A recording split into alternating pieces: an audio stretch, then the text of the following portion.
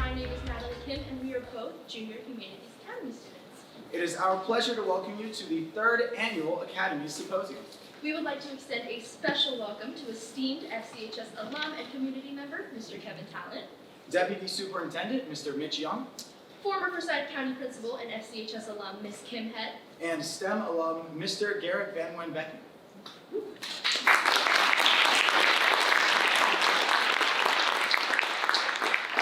We are additionally grateful that so many students, friends, and family members can be here to join us for this special event.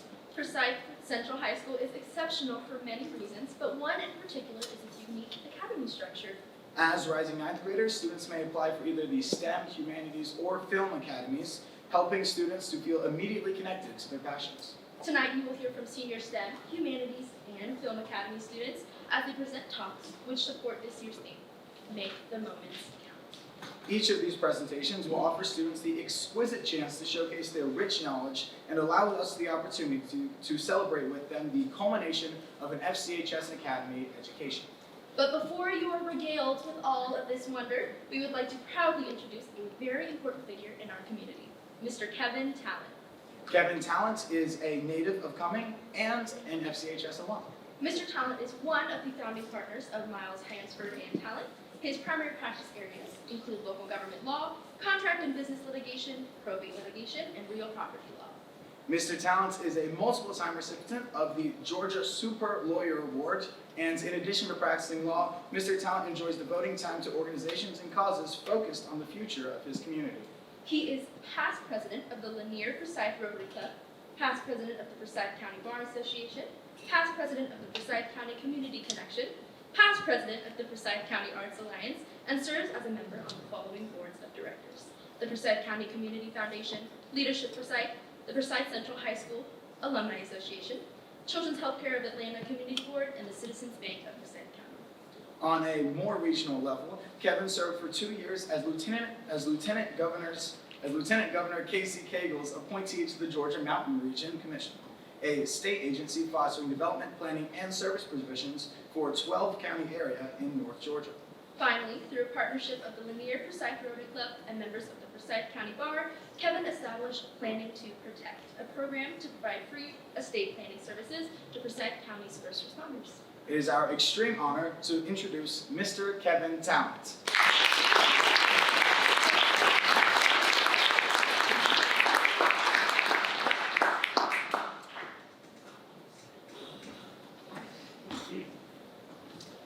It is my pleasure to be here tonight, not the least of which because I can't actually see you, which makes talking to you a lot easier. Probably the most important thing for tonight was that I am an alum of the school. I graduated from Central in 1995. My father graduated from Central in 1968, and I have a senior here at Central right now as well. And so I have a deep personal investment in this school and in the success of the students at this school. When I got the email a couple of weeks ago, actually probably a couple of months ago, asking me if I would speak tonight, and the message said that I could keep my remarks of 3 to 5 minutes, clearly someone who's never heard me speak before, focused on tonight's theme, which was making the moments count, as well as maybe some of my time here at the school. And when I started thinking about that, my time here at the school and making the moments count, there was a connection with that theme and with this school. There was something right there on the tip of my tongue that I just could not pick up on. But I couldn't really place it at that point, so I let it go and decided I would come back to it later. After all, I had a couple of weeks still to think about what I would say tonight. Then, probably about a month ago, I was driving back from a track meet with my wife from where our son had been running. He's a sophomore. And it was as we were driving back, we were on Castleberry Road. And as we came up Castleberry Road, we passed the fairgrounds, and my wife, Heather, for those of you in the education system, that's Dr. Talent, but my wife, Heather, looked up at the fairground arena and said, you know, we're going to be up there for a graduation in a couple of months. And that's when the connection was made. That's when the synapses fired. That's when I finally got it off the tip of my tongue and out of my mouth. I stand before you tonight absolutely cheating as I give you these remarks, and here's why. I've given this speech before in connection with this school. 29 years ago, when I was a senior, I was asked to give a commencement address at my high school graduation. And at the Lanierland Music Park, which actually doesn't exist anymore. There's some plaques for the music park, that's pretty great. At the Lanierland Music Park, which actually doesn't exist anymore, I stood up in front of my friends and family and my graduating class, and I gave a speech, and I quoted one of the greatest progressive minds of the 20th century, Governor Adlai Stevenson of the state of Illinois, who said, "It is not the years in our life, but the life in our years that matters." That's how I opened my high school graduation speech. It's not the years in our life, but the life in our years that matters. In other words, Governor Stevenson was telling us to make the moments count. And of course, then I waxed poetic for a little bit in front of my high school classmates and their friends and family about that very topic. And we did. We were a good class at Central in 1995. We excelled academically. We did really well in our extracurriculars. But as I stand here today, and I know what you guys, both the seniors who are going to talk tonight as well as the other students, are going through. Because remember, I have a senior. And I know that you live in a world that is obsessed with objective criteria. You live in a world where every day it's about your GPA, your SAT score, your ACT score, what is your course rigor, how many AP classes are you taking? Are you getting the quality point for this assessment? Are you getting it for this assessment? Or does it even matter at all that you're taking these advanced classes? I know that you're thinking about college entrance exams, and you're thinking about college applications and the essays, and your life is full of objective criteria about which you're measured, and yet you guys have chosen to do something more. Not because you have to. You don't have to be a film student or a humanities student or in the STEM Academy to get into any particular college. But you chose to do it because you were passionate about it, because it was something that you wanted to engage in. You chose to fill your life and your time here at Central with more. You chose to increase the life in your years while you're here. You chose to make these moments at Central count. And you know what? I'm here for it. I'm very excited to hear what you guys have for us tonight. So let's get started. Thank you.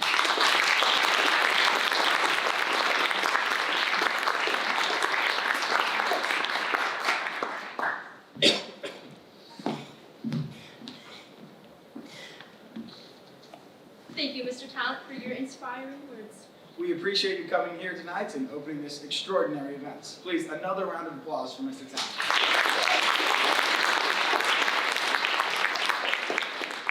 Prior to presenting, each of tonight's speakers would like to honor a specific teacher, an educator that not only served to provide knowledge, but guidance and mentorship. We would now like to invite all 6 of tonight's speakers up to the stage.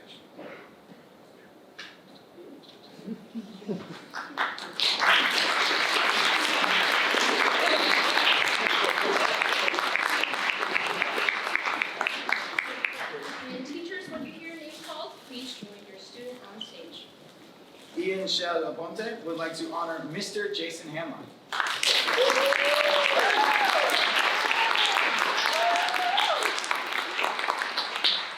Nikki Melendez would like to honor Mr. Lucas Bertoli.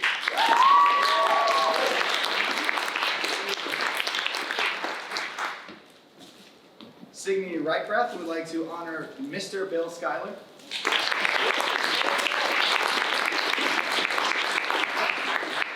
Parker Farrow would like to honor Miss Christina Stevenson.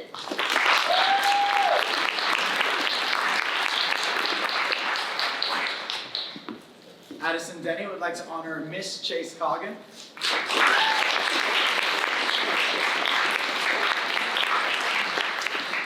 And Alina Pishok would like to honor Miss Heather Hanline.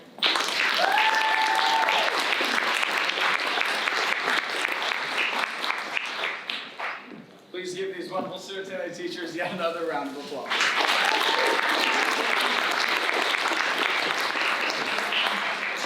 Thank you. You may return to your seats.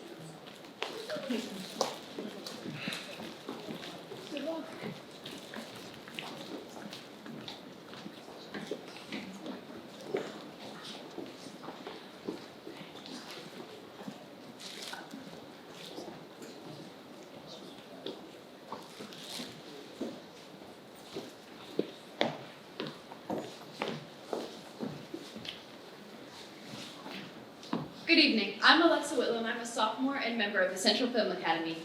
I'm Elliot Harden, and I'm a junior in the Central Film Academy. Ian Chalaponte is a senior in the Central Film Academy and has found many success in film, but wishes to pursue it as an art rather than a career. His goal is to one day open his own production studio to where he can fund more Latino artists. Everyone please welcome Ian Chalaponte to the stage.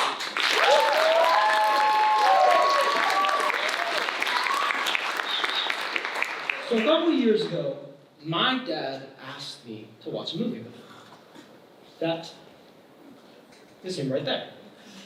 Now, don't let his looks fool you. This man is notorious in my family for being anything but picky. Doesn't matter what kind of D-list trash you put in front of him, he will watch it to the end. Now, that's all well and good until you're 2 hours into the director's cut Leprechaun.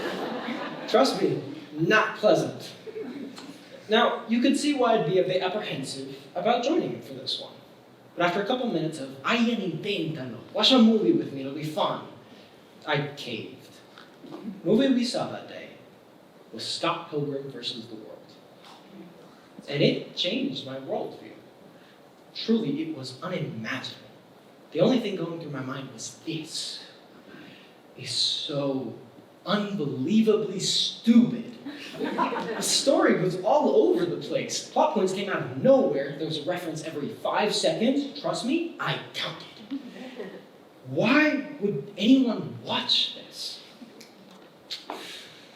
Well, of course I watched it again to try and find out. This time I paid attention to the costumes, and they were surprisingly detailed. If you look closely, you could see what each character's role was supposed to be without them even saying anything. Interesting. So I watched it again, and again, and again, and after the 5th time, I started to understand how detailed and meticulously crafted every single frame was. From the music that played in the background to the type of coffee the characters drank from, it was all purposeful. Nothing was wasted, and I think that's beautiful.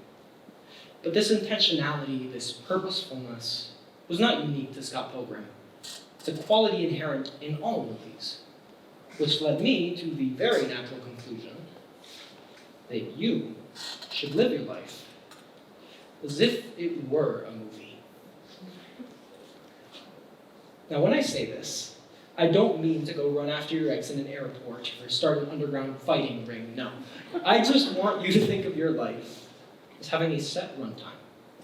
You can use it for whatever you want, your career, your family, watching TV, whatever. Eventually, it'll come to an end. Now, you can choose to dedicate this time you have to your career and your success, or to your romances and your family. Genuinely, it doesn't matter that much because eventually it'll come to an end. This is a problem for all of us. So how do filmmakers deal with this problem? A set runtime, I mean, not death. Well, the average screenplay is around 120 pages on a good day. That means that a screenwriter has to fit as much content as possible into the space given.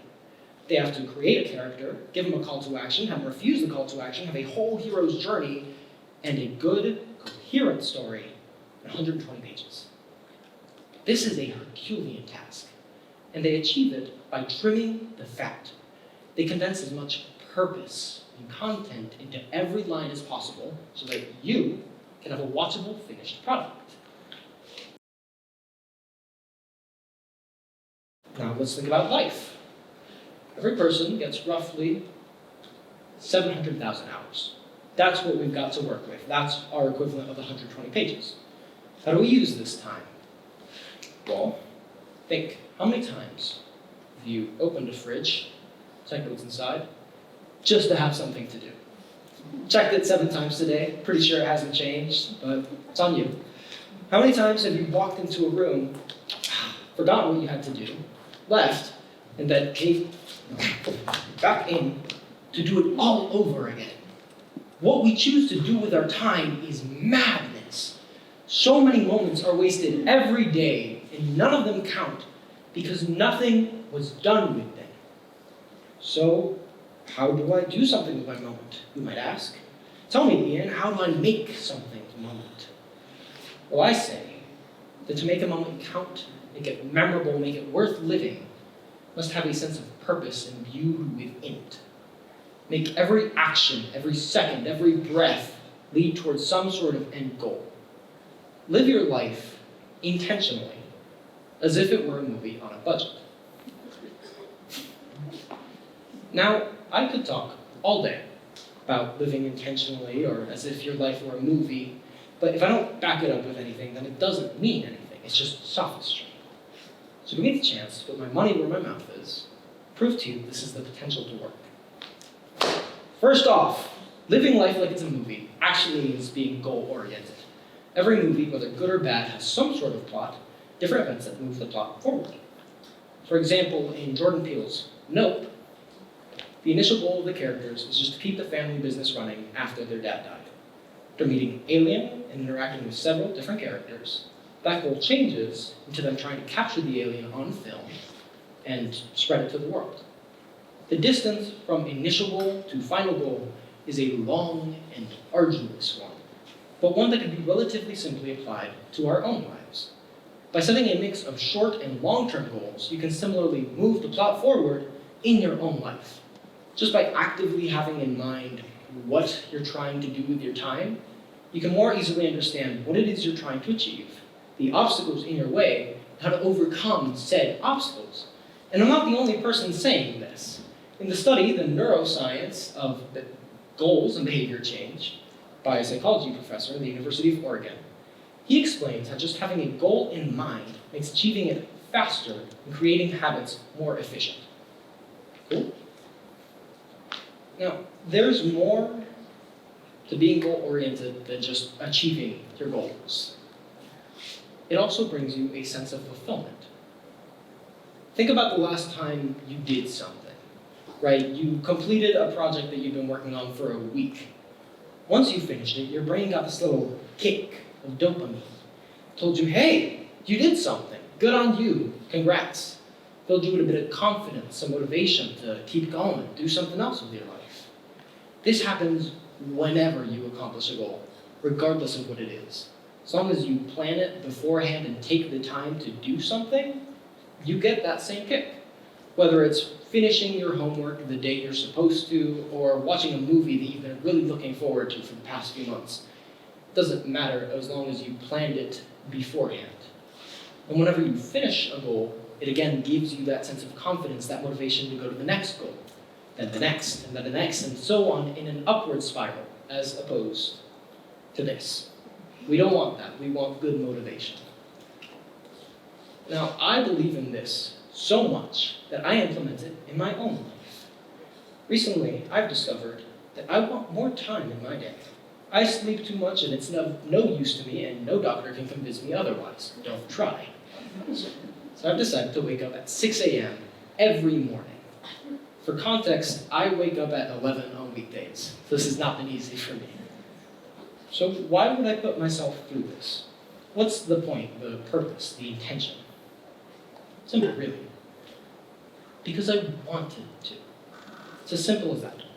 If you take anything from this speech by Rambo for 8 minutes, it should be that your goals don't have to be profound, they don't have to be inspirational, they don't have to be complex.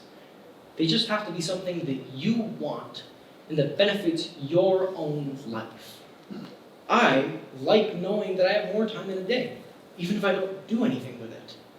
Waking up earlier is inherently meaningful to me Therefore, it is worthwhile regardless of what I do with my extra time.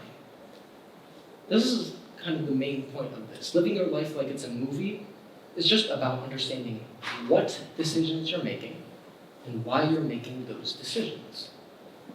Apart from that, living life intentionally while knowing what decisions you're making helps you better control those decisions and by proxy, your own life. And by actively deciding where our lives go, we can take it in a more positive direction and make every, and I do mean every, moment count.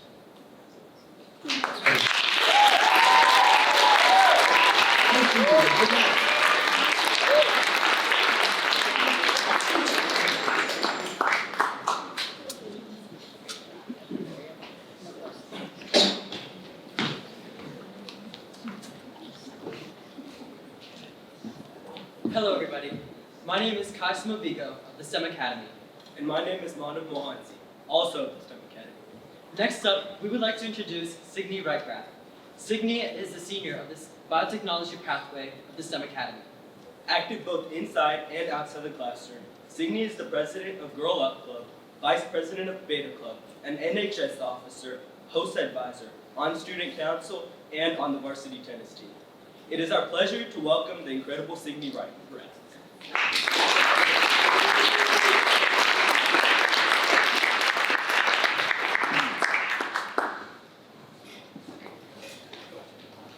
I can vividly remember the cold, snowy day when I was 7, sledding down a slope on an inflatable alligator. Right next to me, my dad on an old sled. We were racing to see who could get to the bottom the fastest. But in that moment, I was more worried about the fact that my gloves were slowly turning my hands into ice. Little did I know the importance this memory would hold for me, an antidote I would recall on countless occasions. When my dad unexpectedly passed away in 2015, it became one of my core memories of our relationship. Since then, my family's been my mother and my grandparents. They became my rocks in times of struggle. Beyond just my family dynamic, my whole perspective on life shifted once my father passed. I became focused on school and started working a job when I was 13. I've worked one ever since. I utilized every moment of every day to better myself and my education. Losing my father crystallized the fact that I should live in the moment while planning for the days ahead. This mindset is what got me through my periods of grief and lack of motivation. Now, as a member of the STEM Academy, I know no argument's plausible without the use of statistics. So, did you know that 68% of your time is spent thinking about the present, 13% about the past, and 19% about the future? Let's really break this down. If you sleep 8 hours every night, you're left with 16 hours left in your day. That means that 10 hours and 53 minutes of your day is spent living in the moment, taking in the world around you. So, what do we do with the other 5 hours and 7 minutes? Now, I'm sure most of you think about the times you're planning for the days ahead, or maybe mindlessly scrolling through TikTok, planning a trip you'll never take. But the reality is, most of our minds aren't in the moment. With the constant interaction with technology, we're constantly thinking about the things going on online, not the physical presence of other people. See, as a society, we've forgotten how to live in the moment. We've forgotten how to have an actual human conversation or argument. We've forgotten how to take in full learning opportunities. But it's not just technology. Because of the way we communicate and interact with one another, we're not in the moment. We're not seizing the full opportunities around us. During my times of grief and lack of motivation, I found it difficult not to dwell on my family at home or think about them and worry about them. And I also found it difficult not to think about memories of my dad in the past. I couldn't be productive with my time. And on one of the nights where my mind wouldn't turn off, I went and I picked up my dad's old guitar. And now, it was comedically too big for an 11-year-old girl, but I really wanted to learn to do something he loved. And so every day after that, I learned new chord progressions and strumming patterns, and it was challenging, but my frustration was now focused into a healthy outlet. I was able to channel my grief into a way to build my character. Guitar made me focus on the task in front of me, not what was going on yesterday or in the days to follow, and it was only until last year that I really understood this. See, unlike most activities, music requires usage of both sides of your brain. One side perceives the language or the lyrics of the song, and the other side perceives the beat and the music of the song. So guitar was a great idea for me to continue living in the moment. Guitar pulled me out of the grief that embodied me after my dad's passing. It became a guide when I needed it most. Even now, when I play old 70s rock on my guitar, I'm reminded of my dad in the kitchen, making teriyaki chicken, my mom setting the table, and the sound system blaring the song. But my memories are no longer filled with the mourning and grief they once were. In fact, they're filled with a sense of serenity, a new perspective on the event in my life that I thought I would never fully recover from. Time stops when I'm playing guitar. It's like I'm able to resolve my anxieties in a space between time. I know sometimes I'll have math homework and it gets to the point where the white page is just filled with numbers. It doesn't even make sense anymore. That's when I take a step back. I go play my guitar and I come back. And you may think I'm exaggerating, but I'm immediately able to solve the problems at hand. It's like the guitar gives me a new set of open-mindedness, a new way to seize learning opportunities. We're always told, as young adults, students, even older adults, that we should follow our dreams, that we can do anything we can put our minds to.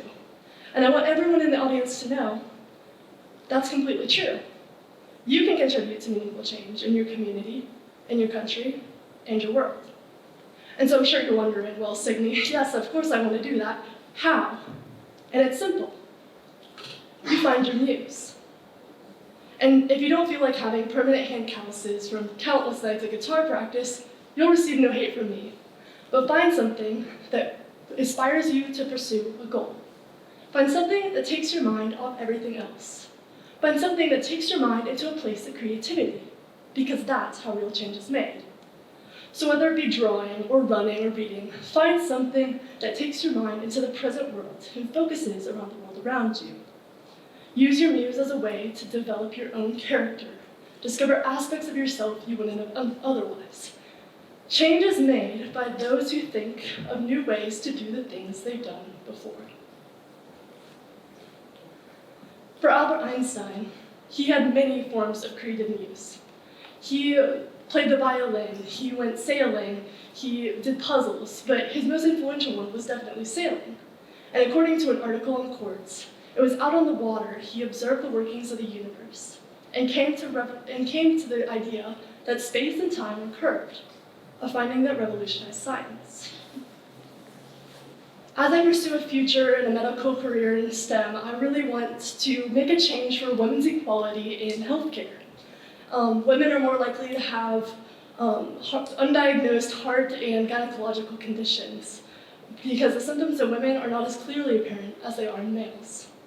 In addition to this, women's reproductive health services usually have to be prescribed by a healthcare provider, meaning most women don't get regular exams. I want to make a change in the healthcare community. I want to change the way society views healthcare and the way women's services are made.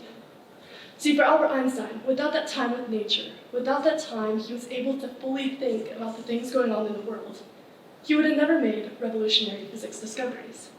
He would have never been known by the billions who know his name today. And the same goes for my future aspirations. If I want to make a change in women's equality and social change, I have to be able to have my own creative muse. I have to have those times where my mind's able to run free. Because change isn't made by those who think the same way everyone else does. You need your times where your brain's able to think differently. My journey thus far has taught me that life's value lies in cherishing moments experienced and opportunities offered, finding the full value in every experience, seizing every moment. Through my times of grief and guitar playing, my favorite musician and lyricist has to be Noah Kahan. I related to his music in a way I related to no other musician, but I also really liked one of his lyrics. It said, "Keep your time, keep your mind, keep humble."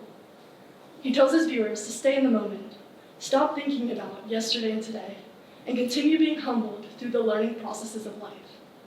You have endless amounts of things to learn, and ample amounts of time to learn it, but the real challenge lies in focusing yourself into that moment to seize the full learning opportunity. Now, if you take nothing else from the 10 minutes I've been up here speaking, Be reminded that every moment of every day contributes to how your quality of your journey on this planet. Change is not made by those who restrict their creativity and don't stretch limitations. You can make a difference.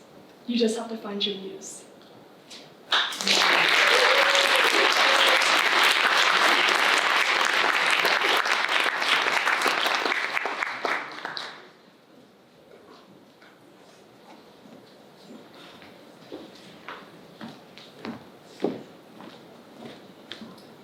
Good evening. My name is Alex Green, and I'm a sophomore in the Humanities Academy. And I'm Charlie Welch, also a sophomore in the Humanities Academy. Alina Pishak is a Humanities Academy student with a passion for competitive dance, manual photography, and many other art forms. She's attending Georgia College of State University's Honor College in the fall with a double major in criminal justice and psychology. It is our honor to welcome the wonderful Alina Pishak.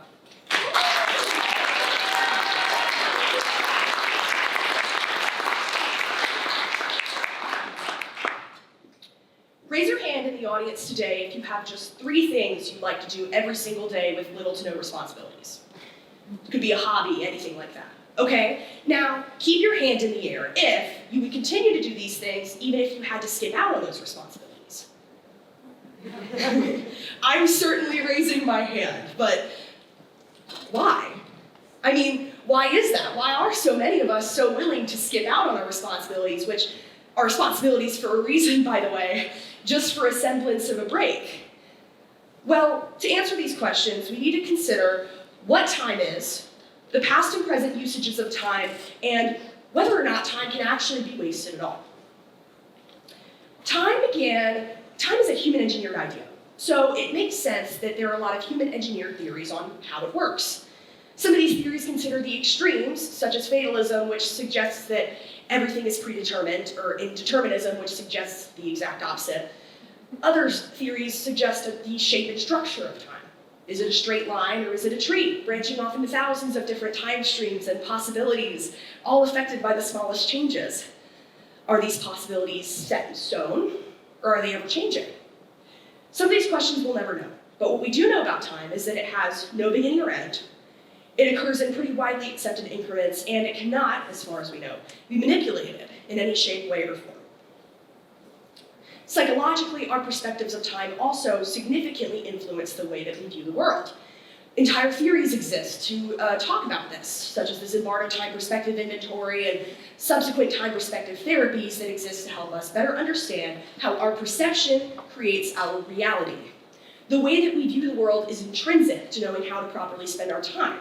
So, going back to the beginning, the way that you view your hobbies and your responsibilities should be pretty much the same. Now, that doesn't make much sense because I'm not hopping in my car on the way to work with my hands in the air, driving like a maniac because I'm excited to get there. But I might do the same thing, well, maybe not the exact same thing, if I'm on my way to visit a friend. So we need to keep looking. And the best places that our answers can be found are in history. In the past, we had a Paleolithic nomadic era. They were hunter-gatherers, and once humans had hunted and gathered all of their food, they had the entire rest of their time to do whatever they wanted to do. Now, this is why we have so much pottery from this era and so much old artwork, is they had all of this time, for all of this leisure time, for whatever it is that they wanted to do. And then the agricultural revolution happened, and we transitioned to farming. And when we transitioned to farming, men became so focused on working the fields, and women were so focused on raising their broods of 14 children, that overall human society began to lose that leisure time. And leisure time has unfortunately not stopped decreasing, even after unions in the 19th century advocated for 8 hours for work, 8 hours for rest, and 8 hours for what we will. My God, I wish I had 8 hours for what I will in a day. I mean, like, what is that happening? But, I feel like, come on. And they succeeded with this. In the 20th century, by the way, they succeeded with their demands. And yet, the 1980s occur, and this drops off even further, with even less time, leisure time, with the biggest consumer of this time being childcare. The average American woman has an average of 16.9 hours of required tasks per day, between working, household care, and everything else that she has going on in her life, with 6.4 hours of this time being physical and secondary childcare. This, for many women that I've spoken to that are more career-driven like myself, is a free contraceptive in itself. But even eliminating the childcare aspect of this means that we have 4.6 hours of leisure time in a day, which even then, I don't think that I have that in a day. And these, and increased competitiveness for colleges has put increased pressure on high school students like myself. We're expected to balance dozens of AP and advanced classes, lead honor societies and clubs, complete community service, volunteer, write and memorize 10-minute speeches and recite them on stage. And on top of all of this, maintain a decent sleep schedule. And I can also promise you from myself and many other high schoolers that that is usually the part that goes sacrificed. And it is no wonder that Monster Energies are sold in school stores. And as expectations increase for children, they increase for parents as well. From younger and younger ages, we are expected to do these things and increase our resumes. And our parents then are the ones who must ferry us from place to place, which results in a decrease in leisure time on both ends. So it comes to no surprise that a whopping 27% of Americans report they are so stressed most days, they cannot even function. And I mean, I myself have had my fair share of analysis paralysis, but how is this the case if work hours themselves haven't actually been increasing? Well, it's actually pretty simple, because the lines between leisure and work have started to blur. I mean, with the COVID-19 pandemic and a general increase in working at home, if you're on a work call while watching TV, are you working or are you relaxing? Those lines have just started to become quite muddled. And an economist, John Maynard Keynes, the guy who predicted a 15-hour work week in the 1930s, which again, like, can someone tell me like when that's happening? Because like, that'd be so great if that's when I go into the workforce. But he stated that we've been trained too long to strive and not to enjoy. And he stated this in the 1930s. That was almost 100 years ago, meaning that hustle culture is by no means a new phenomenon. It is a constant emphasis on striving for new positions, new promotions, new responsibilities. It is by definition never ending. And it does have some benefits. I mean, it pushes you to achieve as much as you can and become the best person you can be. But the issues arise when it starts to push you beyond your capacity, to the point where you're becoming physically ill and physically sick from how much effort you're putting in, and it's still not enough. This mindset is unfortunately also perpetuated generationally, with parents teaching their children that the effort they put into their careers will be directly proportional to the results that they get out of them, even though this is often not the case. A Stanford University study found that after 50 hours of work a week, productivity decreases significantly. And after 55 hours of work a week, it drops off entirely, meaning an employee who puts in 80 hours of work a week is just as productive as someone who puts in 55. Now, I'm not saying that you shouldn't put in quality work while you're on the clock. But what I am saying is the societal push to come in on days off and work excessive overtime hours is often not worth the time it takes away from you or the time that it's giving your company, because you're not necessarily being more productive just because you see more numbers on a spreadsheet. So, additionally, now that we know that everything we've done has led us to where we are, now that we know everything we have done has led us to where we are, we have to also consider the differences between time and change, both words that I've thrown around a lot here tonight. Time is set in stone. Aristotle once said that time and change have to be separate because time occurs at a set rate and change does not. Now, theorists and philosophers have argued over this a lot, but I think I figured it out, so you're all welcome for that. Time is inherent for change because change occurs over time. And if no one laughs at that, you're making me look like a nerd. But when time occurs over time, change happens over time just incrementally, not all at once. Metaphysicians reason that all material things change over time due to motion and microscopic physical events, like the gradual decomposition of rocks into sand. They apply this idea to identities as well. Each minute decision and reaction one has to their surroundings leads them to where they are and develops them as a human being. So all of that said, is it true that we have discovered it, like that's it?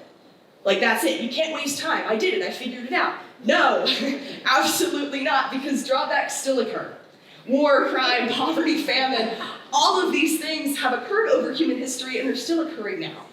And we've gone up and down, that's true. But these steps backward in time, these drawbacks, keep happening. And when those drawbacks happen, that could be considered wasted time. Because in the end, we are taking those steps backward. We are undoing progress that we've already done. And not only that, we're having to stop our momentum backward and rewrite ourselves so that we can keep progressing forward in the future. So all of that said, I ask you all one more time. If you could skip school, work, or your other responsibilities to rest, recharge, and enjoy your ever-shrinking time on our planet, would you? Yes! My answer has not changed. No one's surprised.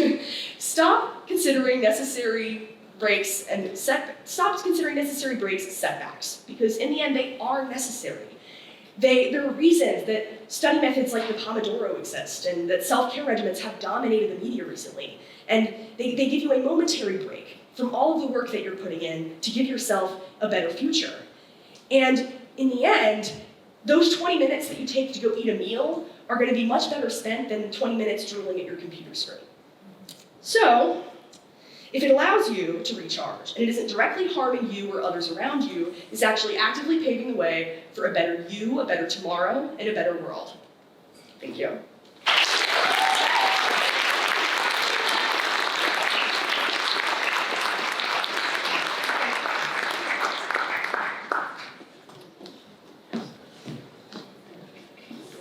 We will now take a brief 10-minute intermission.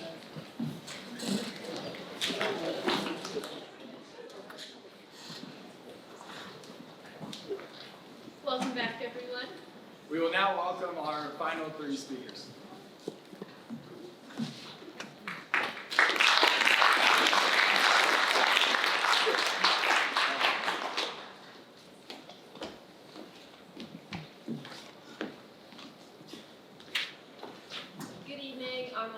And I'm a sophomore at the STEM Academy. And I'm Lina Shindano, and I'm also a member of the STEM Academy. Parker Farrer is in the engineering pathway at the STEM Academy and serves as the mechanical team lead on the Forsyth Central's world-class robotics team.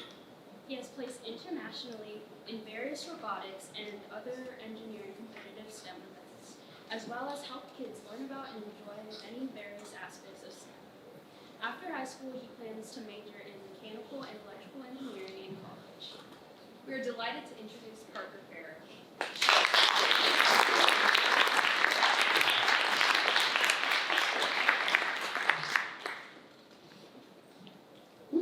All right, that's fine. There is a mantra among engineers, which I've always found myself coming back to. I heard it first from a man named Mike Brissetta. He is the lead mentor of one of the best robotics teams in the world. As this phrase goes, he urges you to always fail faster. Now, for some of you, that could be pretty confusing. Like, failure is the one thing we are all trying to avoid each and every day.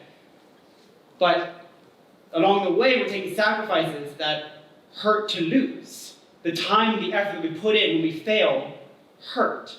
And over the course of my life, I have become intimately familiar with that hurt. So why in the world would you want to fail at all? Much less fail faster than you might be doing so already. Now, to understand that, we have to go back, way back to kindergarten, when I was in the gifted program for the first time. Now, like many of my competitors around me, I was told I was gifted and told that I would be destined to do something great. And for me, that only manifested itself in the fear of failure. I would do everything I could to avoid trying at anything which I might not be great at. Because if I tried my hardest at something and still failed, then I wasn't as special as everyone around me told me that I was. And so, I wouldn't try anything new. But even when I would try something new, I wouldn't really try at it, because I wouldn't want to lose. And so, in the second grade, my parents first convinced me to play the guitar. I did for years. I spent 4 years of my life playing guitar, but the whole time I never practiced, and so I never improved. And I eventually quit because of the fact that I was frustrated, because I never got any better. I mean, wonder why.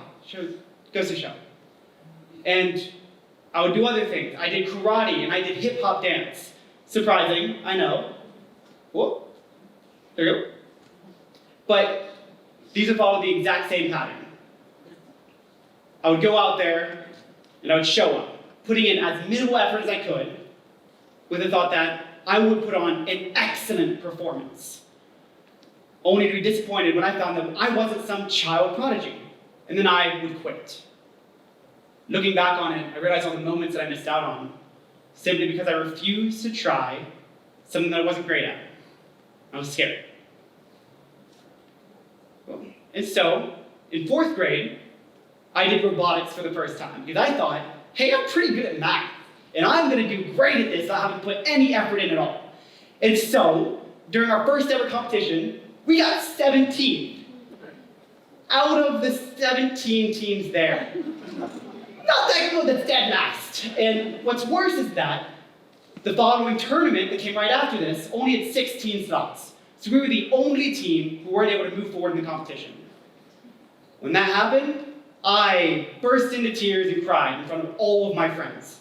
I felt like a complete and total failure because I hadn't succeeded. And all I cared about was success, not the moments along the way. But then, for the first time, I failed and didn't want to quit.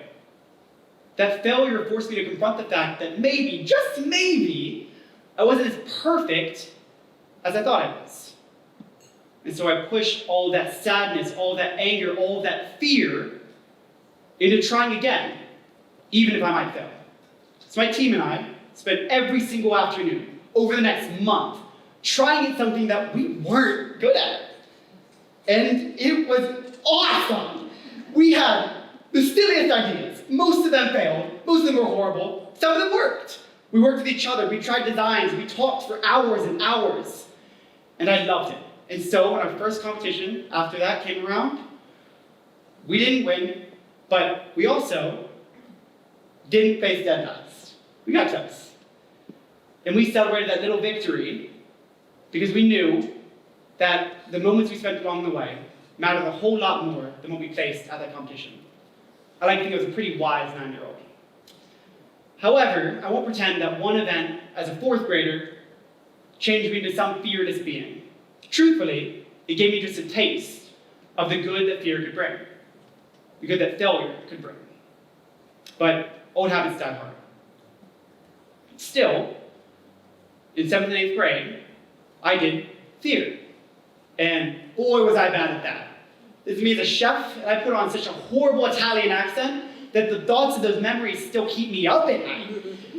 It's so bad, but I loved it. I loved sitting with my castmates in rehearsals and casting calls and enjoying my time spent with them solely because it was time spent with my friends, even if I was a horrible actor. Opening myself up to failure, to being a bad actor, as small as that may be, taught me that you can learn a lot from failure and you can have a lot of fun along the way. And so, as I came into high school, I was given the opportunity to join the STEM Academy here at Forsyth Central.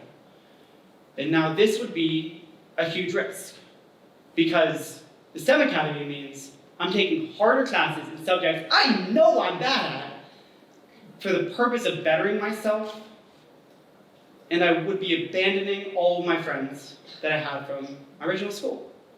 And I was worried that I might fail, not just with the rigor of the classes, but worried that maybe I can't make friends with this whole new cohort of high schoolers.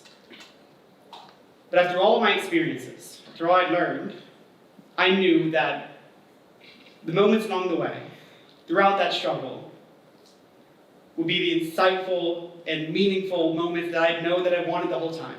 And so, as you might have guessed, as I'm standing here today, I joined the STEM Academy at Forsyth Central. And ever since then, every high school event, every competition, every single class went screaming by, merely a blip upon the horizon of my memories. And I've loved it. But most of those memories are failures. Now, I've done a lot of projects. I made a heated spoon that doesn't heat up. I made an innovation in clean energy solutions that was held together by wood glue. And I've made mechanism after mechanism on robots that would never work, no matter how many zip ties I strapped down to it. And still, along the way, I learned a lot. And I knew that no matter how many times I failed, it would always be worth the trip. And so, throughout these experiences, that heated spoon, I found joy in sitting with hours with a partner trying to figure out how to sell a completely dysfunctional product off of our charisma and showmanship alone. With that wheel, we stayed up until the midnight before we had to present it, just to get it done, and then present it to judges hours later, and that was so satisfying. And with the robot, it's the nights where we stay up all night, and I'm with my best friends, redesigning a whole robot 2 weeks before a competition, because we know we want to. And I lost a lot. But even when I would win, this is us winning at the world level, it wouldn't matter to me that much. After we won this event, I cried. I cried because I knew it would be the last time that I get to spend my time working on projects with these seniors before they all went and graduated. I knew that no matter the failures, no matter the successes, I didn't care about winning. I cared about making those moments count along the way.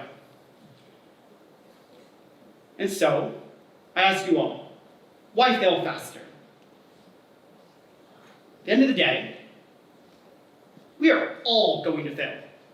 Whether it be as distinct as the many competitions I failed, or something as small as a conversation with a loved one, we're all going to screw up sometimes. But maybe that's okay. Maybe, just maybe, the moments along the way are what matters so much more. And though, as I stand up on this stage, I realize that my high school experience is coming to a close. Every single speaker that was here tonight are seniors. And in 2 months, we're all going to graduate and moved on to the next stage of our lives. And I am scared. I'm worried that I mess it all up. I spent 12 years of my life in school, preparing for one moment when I can cross the stage and grab that diploma. But what happens after is unknown, unpredictable, and understandably, pretty scary. But I urge you all tonight to do as I have done and will continue to do. I urge you all to fail. Fail often and fail faster, because if you are failing, then you're making the moments count. And if you are wasting the moments that you have, the moments that make this life worth living, then you've already failed yourself. And that's so much worse than you could have ever done by just failing. Thank you all.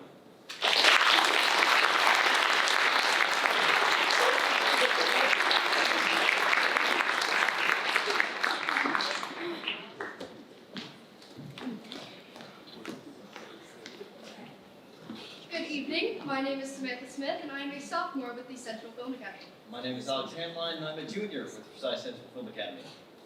Nikki Melendez is a senior at the Forsyth Central Film Academy, and she plans to go to Kennesaw State to pursue media and film production. And in addition to film, she enjoys history, cooking, and spending time with her friends. In the future, Nikki would like to pursue a career in film journalism and help expand the horizons of filmmaking. It is our pleasure to introduce Nikki Melendez.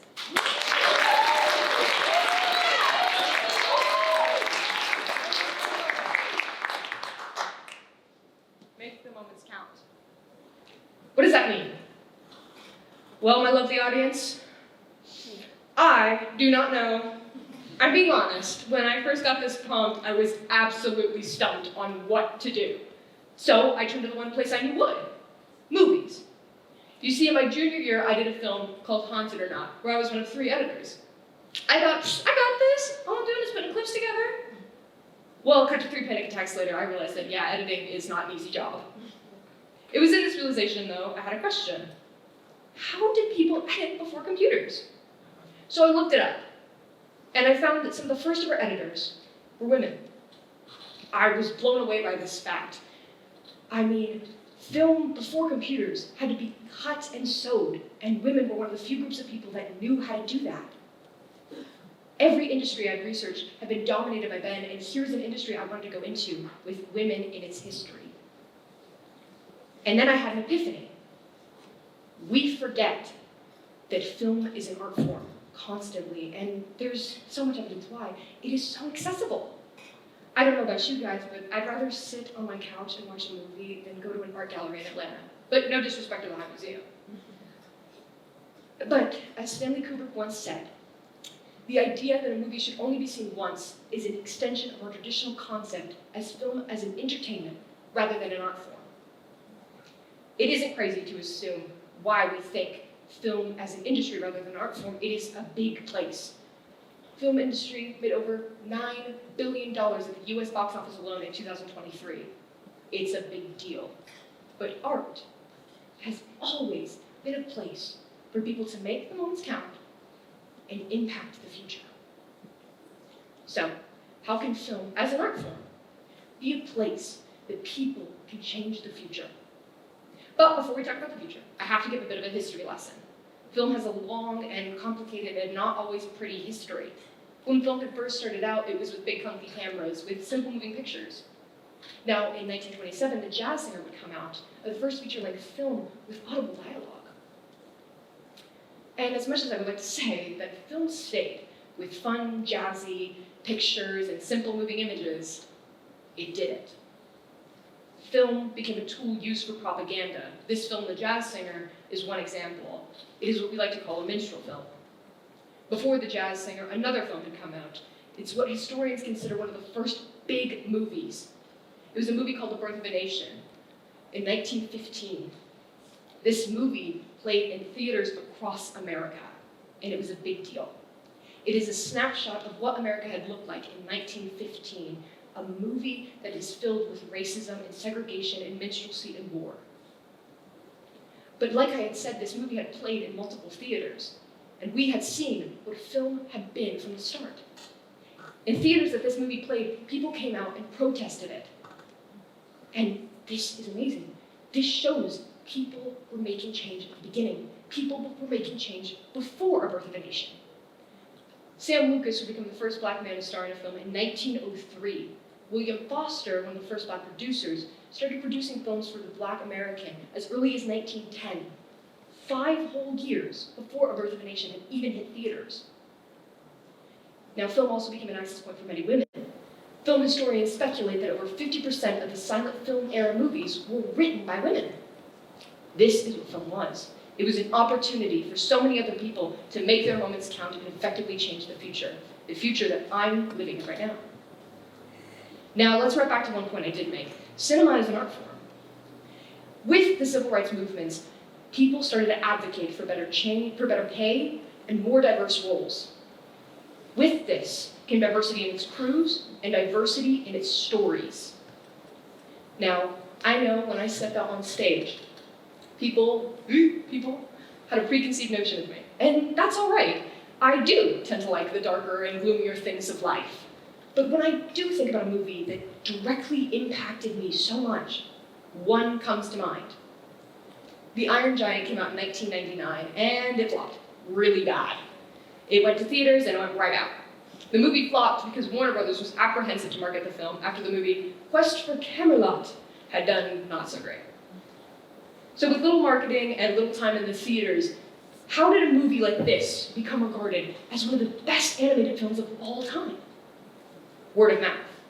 See, this movie had been up for rent and people had picked it up expecting something cute and nothing serious, but instead got a movie about death, war, and grief. This movie was directed by a man named Brad Bird. You might know him for directing The Incredibles and Ratatouille.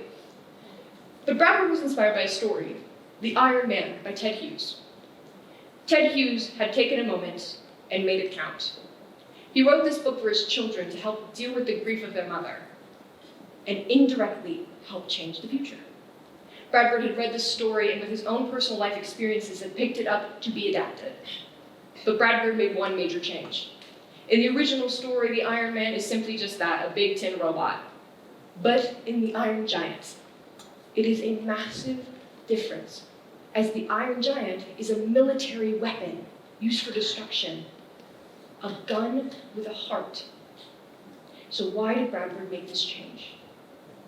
Brad Bird had a sister named Susan who was killed in an act of gun violence. Inspired by this story in real life, he took a moment and made it count.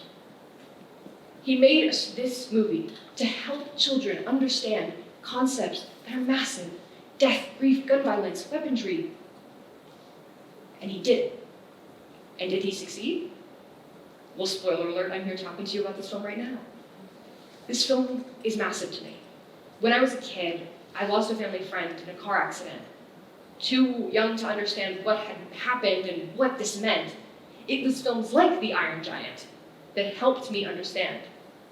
Not only did it help me with my grief, but it inspired me. Films like The Iron Giant are the reason that I'm going into the film industry today. See, when I used to tell people, I'm gonna go into the film industry, they used to look at me like I was crazy. Now when I tell people, I'm gonna go to the film industry, they always are like, did you know that Georgia's like the #1 place for film right now? I mean, they filmed The Avengers practically in my backyard.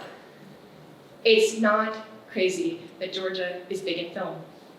But how did that happen? It all started with former governor turned president, Jimmy Carter. Jimmy Carter took a chance on film and established the Georgia Film Commission. This made movies like Fried Green Tomatoes and Smokey and the Bandit. This started getting filmmakers to Georgia. With filmmakers in Georgia now, and movies like this, people started making things. But it didn't change until Ray and Sweet Home Alabama were movies entirely produced in the state of Georgia. People took note of this, including the General Assembly, which passed the Georgia Entertainment Industry Investment Act in 2004, which gave tax credits to filmmakers who produced films in the state of Georgia. From 2004 to 2006, state revenue would triple because of the film industry. And it just kept expanding. Now, I don't know if anyone knows of shows like Stranger Things or Ozark, but they're filmed here in Georgia. My neighborhood is in an episode of Ozark. That's crazy. It's because of people like Jimmy Carter that I'm allowed to stand up on this stage and tell you, the audience, that I'm going into this industry and there is a chance for me. He impacted my future directly. Now, it all changed when Sonny Perdue signed the Georgia Entertainment Industry Investment Act into law. Now filmmakers got a 20% tax credit with a 10% additional tax credit if they have the Peach State logo. Even more people started to come. And now we have things like the Georgia Film Academy, the Central Film Academy, here at our school. It's a big deal. Film is happening. So, is film the best industry ever with absolutely no problems? Yeah, no. We've still got so much to do. So does every creative industry. I'm only using film as an example because I know it. But what art does, what film does, it changes the future. So what I want people to take away from this speech is what I do today, what I do tomorrow, and frankly what I do for the rest of my life will impact the future. So let's make these moments count. Thank you.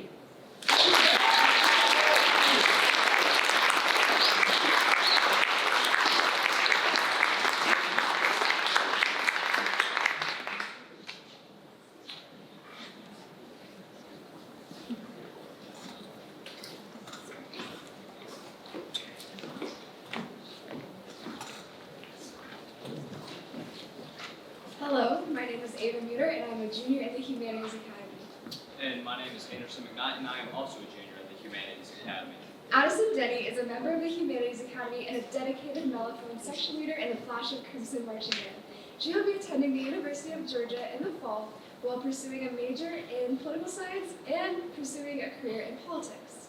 She plans to participate in the Redcoats Marching Band at UGA and hopes to study abroad in Italy. It is our honor to introduce Addison Denny.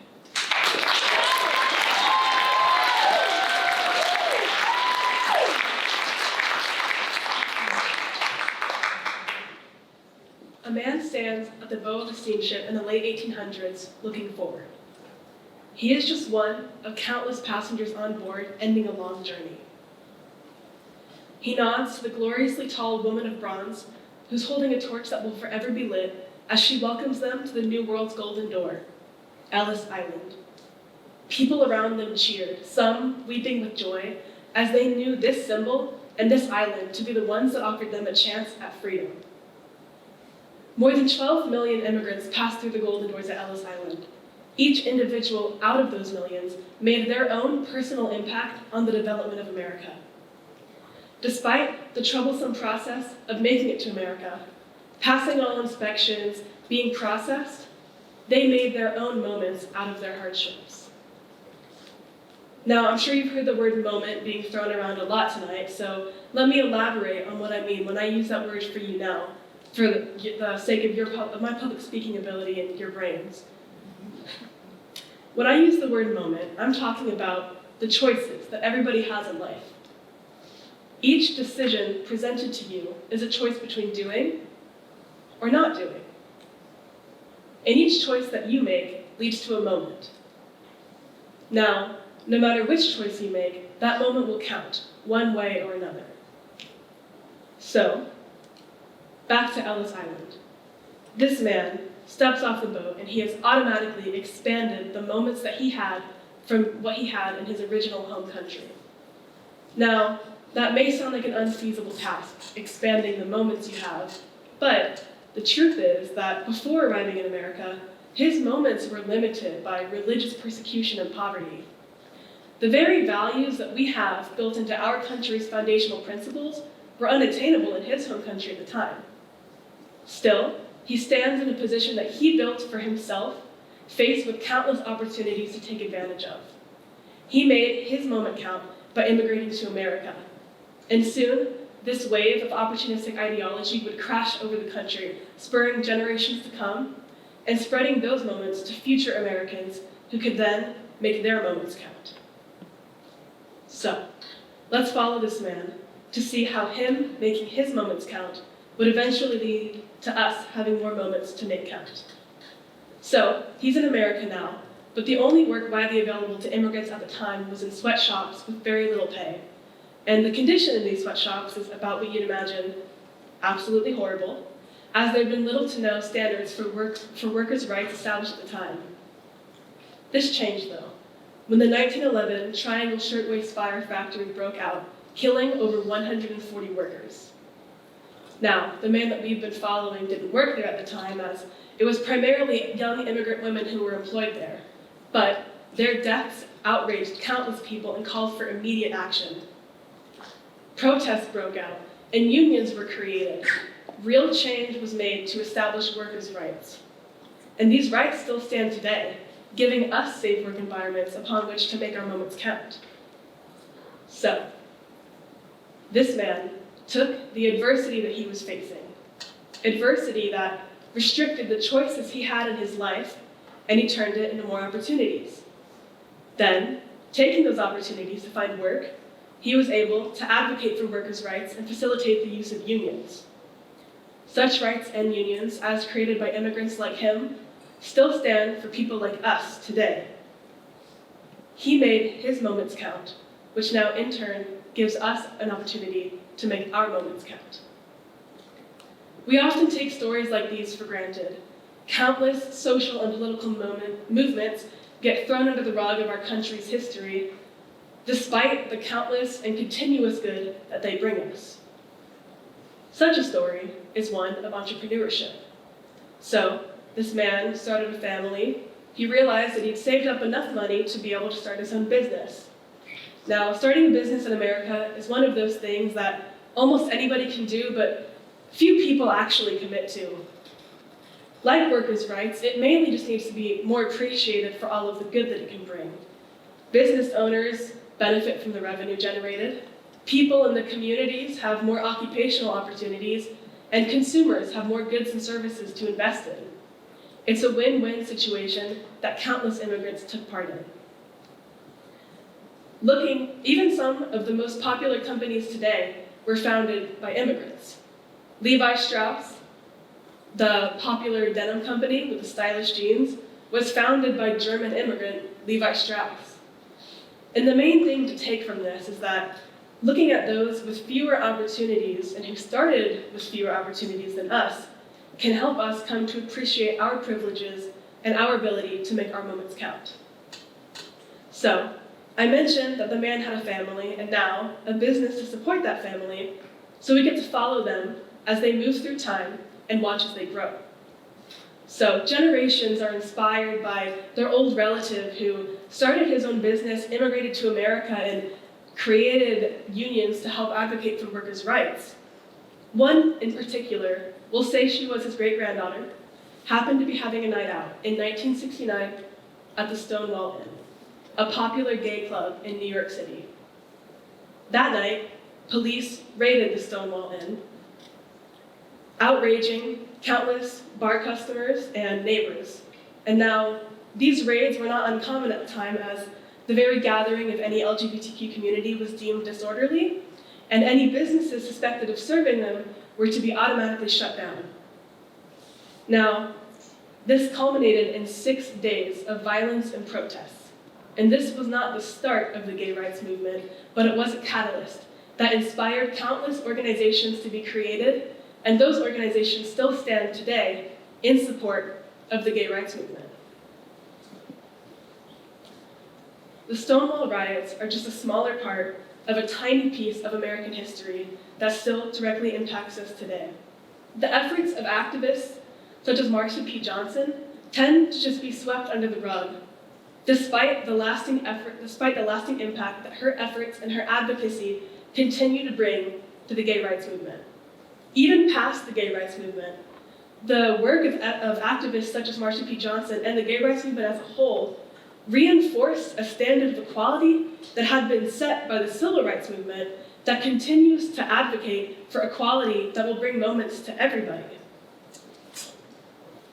And though the topics that I've discussed with you here tonight are relatively well known, as I'm sure all of you have heard of immigration, entrepreneurship, and civil rights and liberties at least once before listening to me talk, the more niche aspect and my true point in talking about any of this with you at all is to find the connection between the smaller parts of those issues as they relate to us. Ellis Island, immigration, entrepreneurship, and the Stonewall rioters are all smaller parts of more prominent issues that still directly impact us today. The people who were involved in these things and the people who are continuing to advocate for these things created most of the moments that we can take advantage of today. They're the reason that any of us in this room can sit here and even talk about making moments count rather than fighting for any moments at all. And with that, I want all of you to remember, if any part of my speech resonates with you tonight, that sometimes the best way to make our moments count is to help others who are fighting for their own by giving some of our moments to them. Thank you.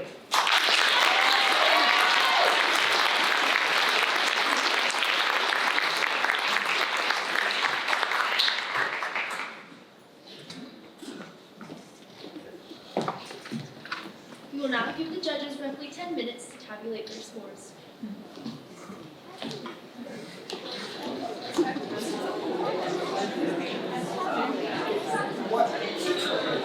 Tabulate is such a word. Shout out. Who wrote the script? Shout out Tabulate.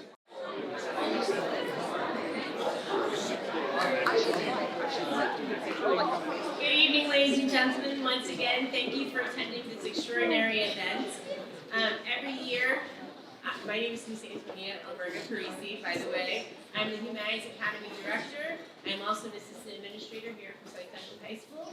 And what I had started saying was that every year, we are consistently impressed with what our students have accomplished here on stage. They are some of the most courageous people I have ever observed. I don't know that I would have the courage to do this, so I think that they deserve one more round of applause.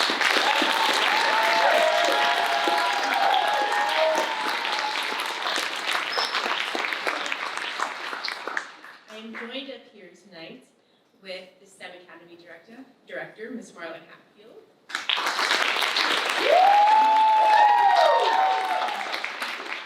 And the Central Film Academy Director, Mr. Kevin Whitley.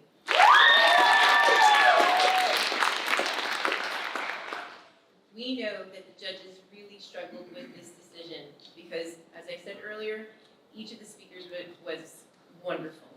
But unfortunately, or fortunately, they did have to make a decision. So we will go in place order, and the students who are winning tonight will win scholarship money towards college of their choice. That's how it works. So first place will win $500, second place will win $250, and third will win $200.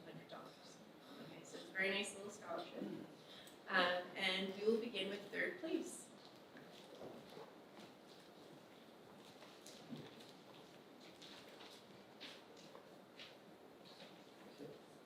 All right, our third place winner tonight for the 2024 symposium is Miss Elena Pisha.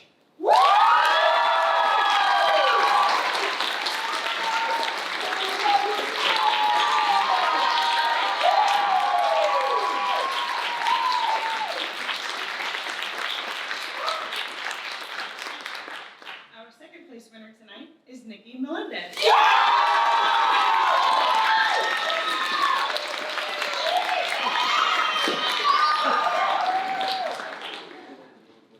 See, they love each other. Even though they're different academies, it does not matter. We all love each other, right? Yeah. Okay, and our first place winner is Miss Signe Redgraff.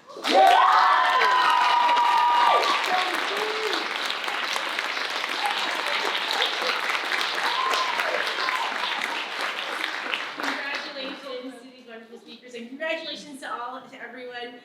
Thank you again for coming. We hope to see you next year. Thank you.